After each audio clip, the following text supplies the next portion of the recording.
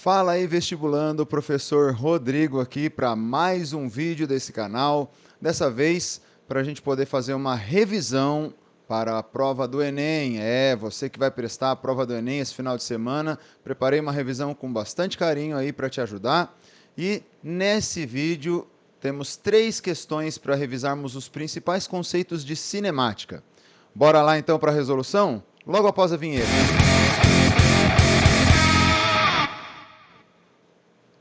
É isso aí, galera. Questão número 1, então, diz o seguinte: a agricultura de precisão reúne técnicas agrícolas que consideram particularidades locais do solo ou lavoura, a fim de otimizar o uso de recursos. Uma das formas de adquirir informações sobre essas particularidades é a fotografia aérea de baixa altitude, realizada por um veículo aéreo não tripulado, VANT. Na fase de aquisição, é importante determinar o nível de sobreposição entre as fotografias. A figura ilustra como uma sequência de imagens é coletada por um VANT e como são formadas as sobreposições frontais.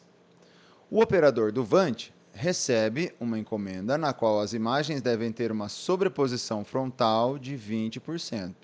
Vamos destacar essa informação aí, em um terreno plano. Para realizar a aquisição das imagens, seleciona uma altura H de 1000 metros, a uma velocidade constante de 50 metros por segundo. A abertura da câmera fotográfica do VANT é 90 graus. Considere tangente de 45 graus igual a 1. Com que intervalo de tempo o operador deve adquirir 2 imagens consecutivas? Veja que na figura, aqui ó, nessa imagem, nós temos o avião tirando a primeira fotografia na posição 1 e uma segunda fotografia na posição 2. Então, o intervalo de tempo entre duas fotografias seria o intervalo de tempo que o avião leva para sair dessa posição 1 e chegar na posição 2. Para a gente descobrir esse intervalo de tempo, veja, ele me deu a velocidade do avião, ele se move a 50 metros por segundo. Logo, eu tenho que descobrir, na verdade, qual é a distância entre as posições 1 e 2. Ou 2 e 3, né? Tanto faz. Eu vou pegar aqui, ó. Entre as posições 1 e 2, eu tenho uma distância que eu vou chamar de Dzão. Legal? Bom, ainda nessa figura, a gente pode perceber o seguinte, ó. Vamos prolongar essa linha e eu quero determinar o valor dessa distância que eu estou achurando de azul. Vamos chamar aqui de x. Note que do outro lado eu tenho também uma mesma medida x aqui, né? Ó. Vou achurar aqui de roxo. Ó. Eu tenho x, quer dizer, cada triângulozão desse que ele bate a foto tem uma base que tem uma medida equivalente a 2x. Vamos determinar o valor de x. Como é que a gente faz isso? Note que a gente tem aqui um triângulo retângulo, o cateto oposto ao ângulo de 45 é a própria altura H, ó, e o cateto adjacente é x. Né? Então, nós temos ali, ó, tangente de 45 seria H sobre x. Tangente de 45 é 1, a altura H é 1000 e o x eu quero saber, logo x é igual a 1000. Temos aí um x igual a 1000 metros. Legal. Isso significa, então, que cada triângulo desse aqui tem uma base que vale 2.000 metros. Né? Nós temos aqui ó, essa medida é de 2.000 metros. Muito bem. Ele está me dizendo que a sobreposição, que seria o ΔS, que eu estou fazendo aqui em vermelho, ó, esse ΔS equivale, então, a 20%. Essa parte desse triângulozinho aqui, ó, vou achurar de vermelho. Essa medida equivale a 20%. 20% do quê? Dessa área da fotografia. Né? Então, dessa parte aqui que vale 2x. Ou seja, o ΔS que ele coloca aqui na figura tem um comprimento equivalente a 20% da base desse triângulo grandão aí, 2.000. Então, nós temos aqui que o ΔS ali da figura, 20% é 20 por 100. Uau, que brilhante, professor. É. Então, 0,2 vezes 2.000, nós temos, então, 400 metros. Legal, galera? Bom, esses são os cálculos preliminares. Vamos para a próxima página aqui para a gente dar uma melhorada na figura. Então, o que a gente descobriu? Que essa medida que eu estou achurando aqui, ó, ela vale 400 metros. Legal? E eu quero descobrir quanto vale essa medida entre as posições 1 e 2. Ó. Eu quero essa distância Dzão aqui. Ó. Muito bem. Nós descobrimos que o valor de x, que equivaleria a essa medida aqui, né? Ó, tudo isso daqui, essa medida em azul, seria então de 1000 metros. Legal? Ora, se tudo isso aqui em azul é 1000 metros e o vermelhinho é 400, quer dizer então que essa parte que eu estou pintando de verde aqui, ó, equivale a 600 metros. Professor, por que você está fazendo isso? Veja bem. Pega o próximo triângulo. Eu vou fazer o achurado de rosa agora. Tudo isso aqui em rosa, ó, tem uma medida que é o x, 1000 metros. Então, observe que o achurado em verde mais o achurado em rosa me dá exatamente a distância d. Consegue perceber isso, galera? Dá uma olhada aqui, ó. Esse verde mais esse rosa, ó, é exatamente a medida d que está lá em cima. Ó. Então, o meu d, ele está valendo ali 600, que é a medida do verde, mais 1000, que é a medida do rosa. Nós temos um d ali que vale, então, 1.600 metros. Ah, bacana, professor. Então, quer dizer que agora que eu tenho esse d de 1.600 metros, eu consigo descobrir o tempo que ele gasta entre as duas posições. Uma vez que o exercício me fala que a velocidade do avião é 50 metros por segundo e eu sei que agora essa distância é de 1.600, eu consigo encontrar, então, o ΔT. Né? O ΔT, então, ó, vamos cortar um zero daqui com um zero daqui. Nós vamos ter um ΔT, que é 160 dividido por 5. E com isso, o intervalo de tempo entre duas posições e entre duas fotografias seria de 32 segundos. Legal? E temos então, ó, a alternativa correta é a letra B. Bacana, galera? Beleza? Tranquilo? Maravilha. Vamos então para a nossa segunda questão que eu preparei para revisarmos aí o conceito de cinemática. Então, nessa primeira questão, vimos um movimento uniforme, né? Puramente uniforme. Na próxima questão, a gente vai abordar aqui o movimento uniformemente variado. E essa questão 2 em particular, eu selecionei ela porque eu queria mostrar uma maneira de fazer, porque a maioria dos estudantes opta por fazer esse exercício de uma maneira algébrica, né? Utilizando mesmo as equações do movimento. Mas, se você pensar graficamente, você vai perceber que a resolução dessa questão fica muito mais simples. Bora lá, então? Vamos ler o que diz o enunciado. Um motorista que atende a uma chamada de celular é levado à desatenção, aumentando a possibilidade de acidentes ocorrerem em razão do aumento de seu tempo de reação. Considere dois motoristas, o primeiro atento e o segundo utilizando o celular enquanto dirige. Eles aceleram seus carros inicialmente a 1 metro por segundo ao quadrado. Em resposta a uma emergência, freiam com uma desaceleração igual a 5 metros por segundo ao quadrado. Vamos anotar essa informação? Então, eles vão acelerar primeiro, vamos chamar de A1, com uma aceleração de 1 metro por segundo ao quadrado.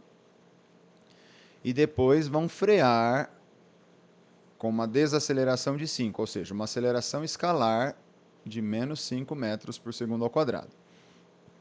O motorista atento aciona o freio à velocidade de 14 metros por segundo.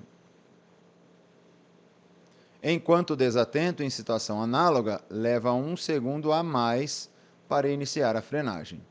Que distância o motorista desatento percorre a mais do que o motorista atento até a parada total dos carros? Veja bem, ambos os carros vão sair do repouso, vão acelerar a 1 metro por segundo ao quadrado e depois desacelerar a menos 5 metros por segundo ao quadrado. O motorista atento, então eu vou fazer primeiro o atento, né? O atento, ele vai chegar numa velocidade de 14 metros por segundo, que é quando ele começa a frear. Ao invés, porque assim, para eu descobrir quanto que um andou mais que o outro, eu preciso saber quanto que o motorista atento andou e quanto que o desatento andou. Você poderia fazer isso utilizando as equações do movimento uniformemente variado, mas veja que se você fizer o esboço do gráfico, fica muito mais simples de resolver essa questão. Ó. Vamos pegar aqui, ó,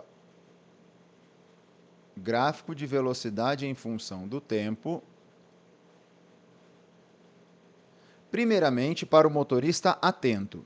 O que vai acontecer com o motorista atento? Ele vai acelerar a 1 metro por segundo ao quadrado, então é uma reta, porque o movimento é uniformemente variado, né? A aceleração é constante.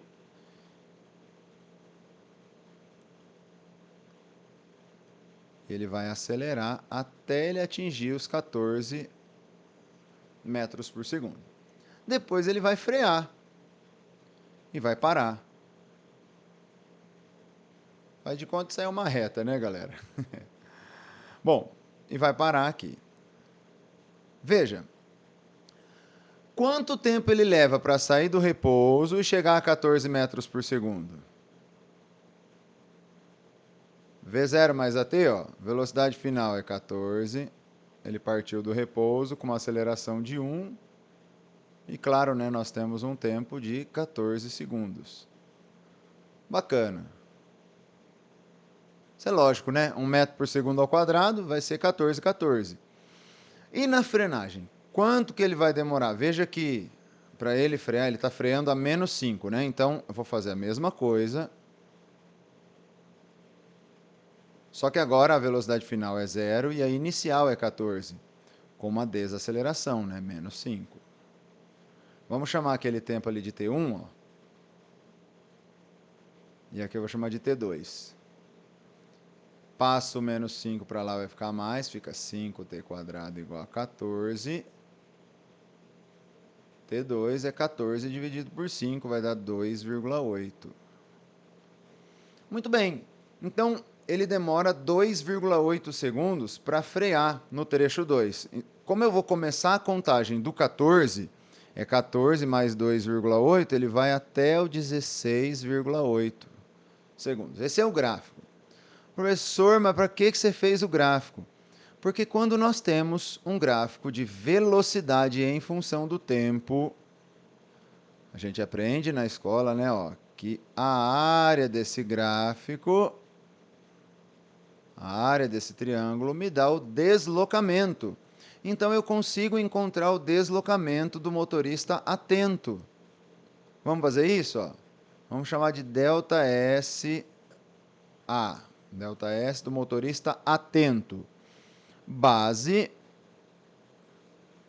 16,8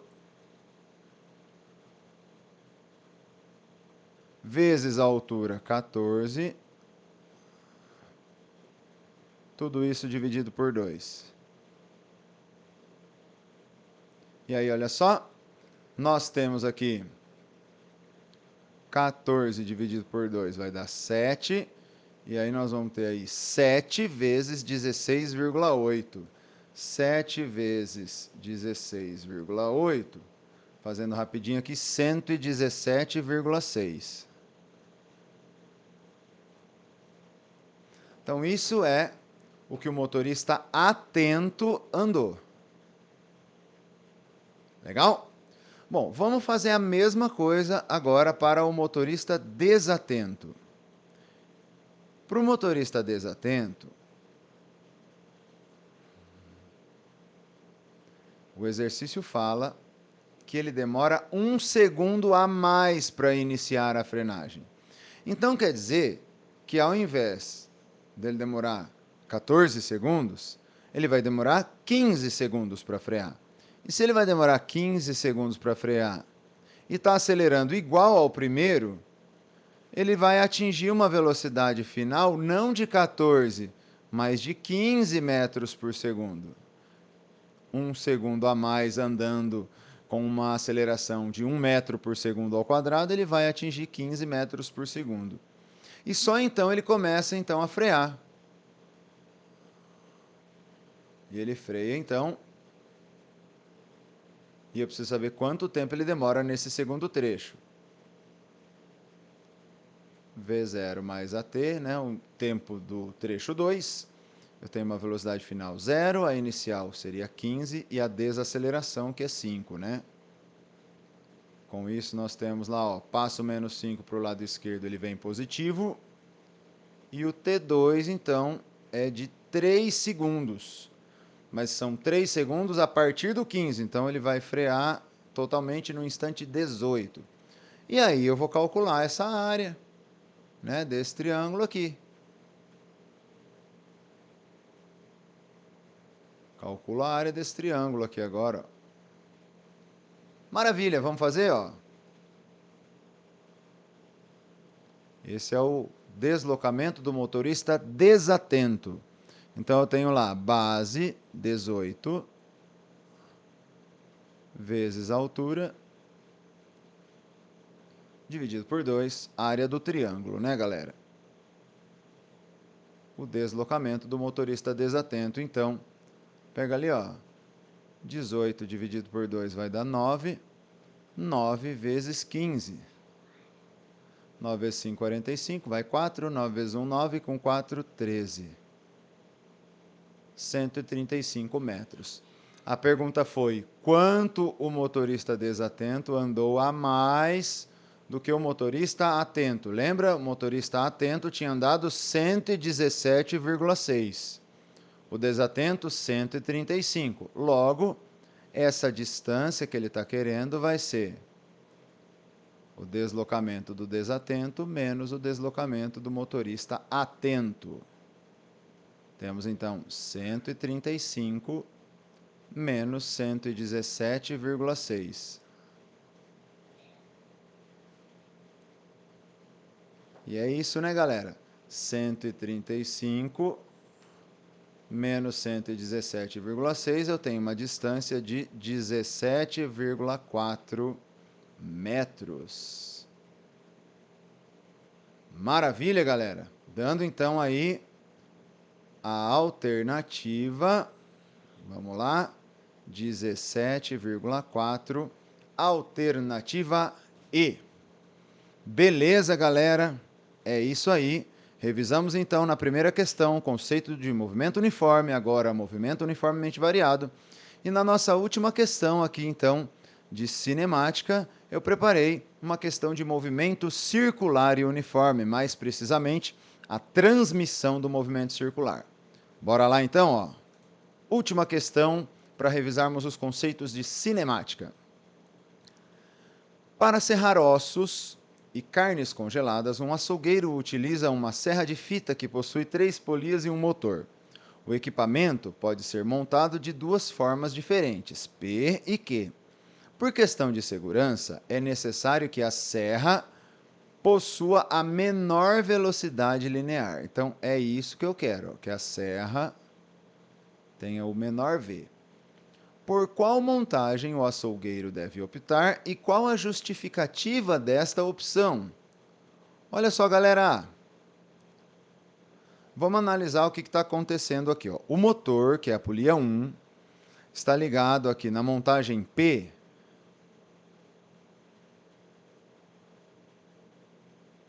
Montagem P primeiro, tá ok? O motor, que é a polia 1, está ligado na polia 2 através de uma correia. Polias ligadas por correia, gravem isso. A velocidade linear é igual. Então, V1 é igual a V2. Legal? A velocidade na borda da polia 1 é igual à velocidade na borda da polia 2. A polia 2, por sua vez, está acoplada à polia 3 com um eixo comum. Toda vez que você tem polias com eixo comum, você tem a mesma velocidade angular. A velocidade angular da polia 2 é igual à velocidade angular da polia 3. Ok? Elas giram juntas, têm a mesma frequência, têm o mesmo período. Né? Todas as grandezas angulares relativas à polia 2 e 3 são iguais. E a serra de fita está passando na borda da polia 3, ou seja, a velocidade da serra aqui é justamente o V3. É isso que eu quero. Eu quero que a velocidade da fita seja a menor possível. Eu quero isolar o valor de V3 aqui. Vamos ver do que depende esse V3. Legal? Bom, a gente aprende que a velocidade linear é a angular multiplicada pelo raio. Então eu vou fazer o seguinte. O motor é o mesmo nas duas montagens. Então a velocidade V1 é uma constante. A velocidade V2 seria a velocidade angular 2 vezes o raio da polia 2. Acontece que a velocidade angular da polia 2 é igual à da polia 3, então eu poderia escrever que é ômega 3 R2. E essa velocidade angular, lá daquela equação ali, ó, V igual a ômega R, eu posso isolar o ômega e passar o R dividindo. Então eu posso dizer que V1 é igual a V3 sobre R3 vezes R2. E aí eu isolo o V3, que seria então, nesse caso da montagem P, a velocidade da serra. Vamos isolar o V3. Eu vou passar o R3 multiplicando e o R2 dividindo. E nós vamos ter que o V3 é igual a V1 vezes R3 dividido por R2. Legal? É isso. Então, essa aqui é a expressão que eu queria chegar para essa montagem. Maravilha! Vamos passar para a montagem Q agora.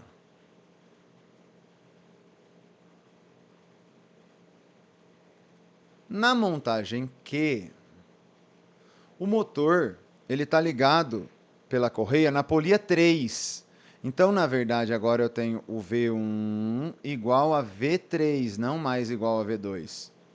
E o ômega 2 continua sendo igual a ômega 3. Acontece que a velocidade da serra de fita agora é a velocidade na borda da polia 2 e não mais da polia 3. É essa velocidade que eu quero isolar, então. Vamos fazer isso, galera. V1 igual a V3. Ok, mas V3 eu posso dizer que é ômega 3 vezes R3. E que o ômega 3 é igual a ômega 2, que foi a relação que a gente chegou ali em cima, né? Ômega 2 R3. Ora, mas ômega 2 pode ser escrito como V2 sobre R2. E aí, vamos isolar o V2. Ó. Eu quero isolar esse carinha aqui. Então, eu passo o R2 multiplicando e o R3 eu vou passar dividindo. E nós vamos chegar no seguinte, que V2 é igual a V1, que multiplica R2 sobre R3. Legal? Então, veja bem, nós temos aqui a equação que eu queria chegar. Muito bem. O que o enunciado está pedindo para mim? Eu quero que a serra possua a menor velocidade linear. Comparando V3 com V2, galera. V3 com V2, ó. Quem é menor? Em todas elas você tem o V1, porque o V1 é constante, é a velocidade lá linear do motor. Então o V3 vai ser maior. Opa, perdão. Deixa eu... Aí. O V3 aqui, ele vai depender da razão R3 por R2 e o V2 vai depender da razão R2 por R3. Então, o que dá um resultado maior? R3 por R2 ou R2 por R3? Se você notar, visivelmente aqui nós temos o raio da polia 3 maior que o raio da polia 2. Então, com certeza, se eu dividir R3 por R2, vai dar maior do que se eu dividir R2 por R3.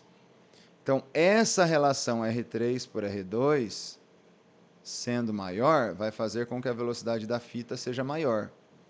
Essa relação R2 por R3, como ela é menor, vai fazer com que a velocidade da fita seja menor. Então, eu já sei, como eu quero que tenha a menor velocidade linear, eu já sei que eu tenho que usar a montagem Q. Legal? A montagem Q. Por quê? Porque, veja, esse motorzinho aqui, ele está ligado com uma polia pequenininha. E ligado através dessa fita, né, dessa correia, a polia 3, que é grandona. Veja que é necessário que a polia 1 dê muitas voltas para que a polia 3 dê poucas. Para ela dar uma volta, imagina, a polia 3 dá uma volta, vai fazer com que a polia 1 dê várias voltas. Então, quer dizer, o motor gira bastante, mas a polia 3 gira pouquinho, fazendo com que a serra de fita se desloque aí com uma velocidade pequena. Vamos ver então as alternativas. A gente já sabe que é a montagem Q. Se é a montagem Q, tudo que diz que a montagem é AP, a gente pode eliminar. Então a letra C já não pode, e a letra D a gente já sabe que não é também. Então vamos analisar a montagem Q, pois as polias 1 e 3 giram com velocidades lineares iguais em pontos periféricos. E que a que tiver maior raio terá menor frequência. Ok, tá certo, né? Dá uma olhada na figura. O que eu acabei de falar aqui anteriormente, ó. Quem tem maior raio, ó, R3, tem um raio bem maior do que R1 aqui, né? Quem tem maior raio vai girar menos vezes, vai ter uma frequência menor. É isso aí, ó, menor frequência. Então, a gente já tem aí a resposta do nosso exercício. Já é a letra A mesmo, né? A montagem é a Q, porque a polia 1 e 3 giram com a mesma velocidade linear, já que elas têm, né, elas são ligadas por uma correia, tem a mesma velocidade linear. E quem tem maior raio vai girar menos, ou seja, tem menor frequência. Legal, galera? Gabarito, então, alternativa A. E é isso aí, galera. Então, peço que você se inscreva no canal, ative as notificações aí do sininho para que sempre que eu postar um vídeo novo você possa receber aí a mensagem do YouTube. E corra para cá porque eu sempre vou estar postando dicas, resolução de exercícios, resolução de prova, para ajudar você nessa jornada aí e para que você possa passar no seu tão sonhado vestibular. Beleza, galera? Compartilhe o vídeo para que ele possa alcançar mais pessoas e ajudar mais pessoas. Beleza, galera? Conto com vocês. Um abraço e até o próximo vídeo. Valeu!